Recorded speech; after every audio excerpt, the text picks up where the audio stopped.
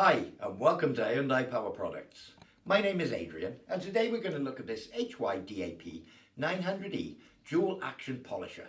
So I'm going to open the box, lay the contents out on the table and you can see exactly what you get. So I've opened the box and as you can see it does come in this really useful storage and carry case.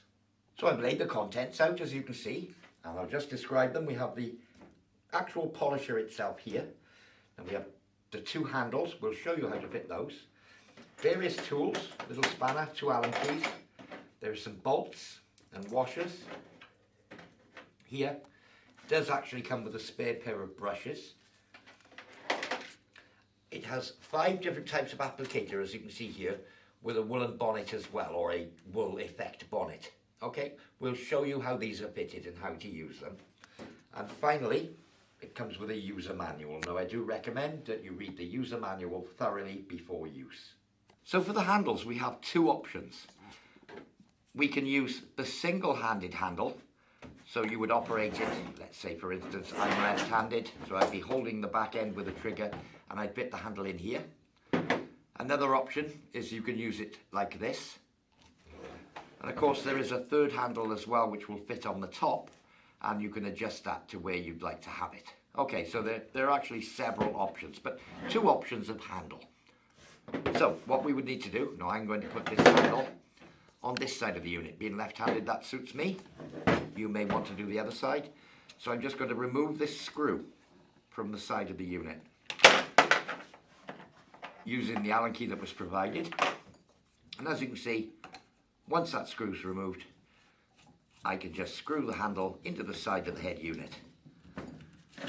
So that would be one configuration. I can use it like this, I can use it like this. Okay, so that's configuration 1. Obviously, much the same configuration with this handle on the other side for right-handed people, but it's all down to your own preference. We've done the configuration 1, let's show configuration 2. So I'll just remove the bolt from the other side.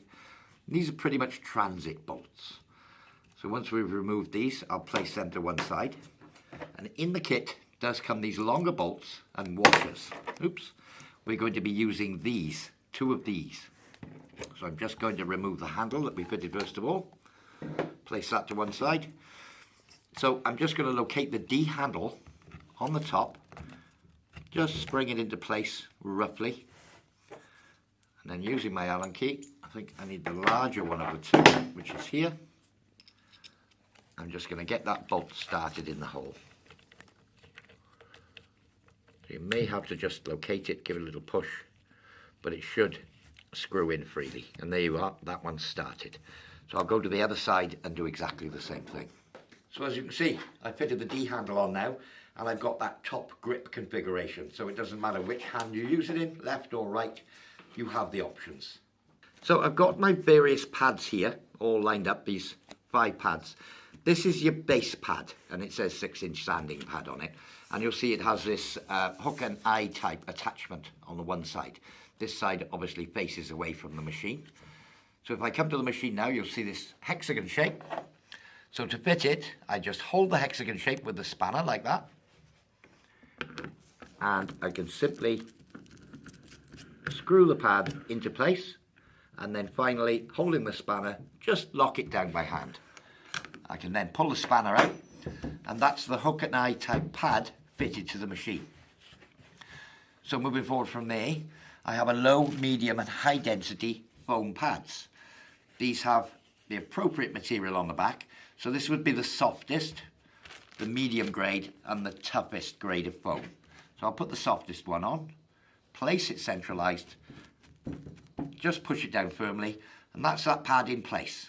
Okay, I haven't centralized it very well there, but it's not important with a random orbit that this generates. Obviously, if you ever need to remove this pad, in with a spanner, just locate the hexagon. There we are, I found it, and then anti-clockwise. A little bit more. There we go, and we can remove that pad simply. So to change or remove pads, they simply peel off.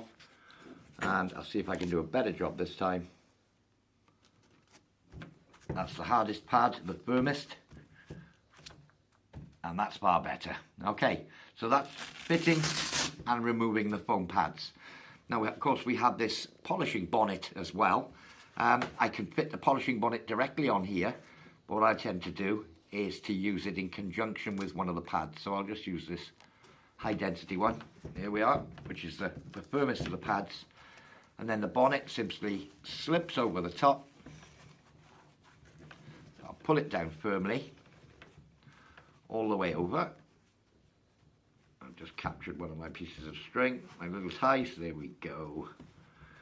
Okay, so I'll just tie this off on the underside, and you can see it's tucked its way underneath the original pad. I'll just put a little bow in there, it's not going to hurt. Okay, so that's how to fit that pad. So as you can see, the unit does come with ample power lead. I'll just take the protector off the plugs. As we all know, we should always remove this paper label when using a new appliance, because obviously if you do get sparks or anything with a plug, that would be a fire risk. So always take those labels off, just a handy little tip there. Now, there's enough power lead to do, let's say, half a way around a vehicle if you were plugged into a socket nearby. More often than not, with a corded device, you're going to have an extension lead to hand. So I'm just going to plug this into the extension lead for demonstration purposes. So let's go through the controls on the machine. Little speed thumb wheel here, and that goes from, roll it round, from minimum speed, 1, 2, 3, 4, 5, and maximum. Okay, when you go to maximum, you'll hear a click. Okay, so interlock on the trigger. So I can't pull this trigger, as you can see. I have to push this button and then pull the trigger. That saves just inadvertently starting it up. So I'll push the button, pull the trigger, and it will start up. Here we are.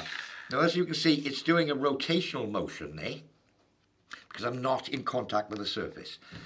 I've got my bench here. This might make a little bit of a noise, but as you can see, when it's on a surface, it doesn't actually spin. It oscillates like it should. So that's in a high speed there. Now, obviously, that would be a little bit harsh for car bodywork. I'll just put it into a slow speed. Okay, so it does that random pattern, as you can see. So that's the general operation of the machine. So just a little bit of safety. Obviously, I'd strongly recommend that you wear suitable protective clothing when using something like that. Goggles is a good idea because you could get flying polish, that sort of thing. A dust mask if you're using something particularly nasty for fumes as well would be a good idea. Face mask would be ideal, and of course suitable gloves and body protection as well. And obviously if you've got a pair of overalls to keep your clothes clean, that would be a good idea also. Well, having tried these out, I'm certainly going to put one on my Christmas list.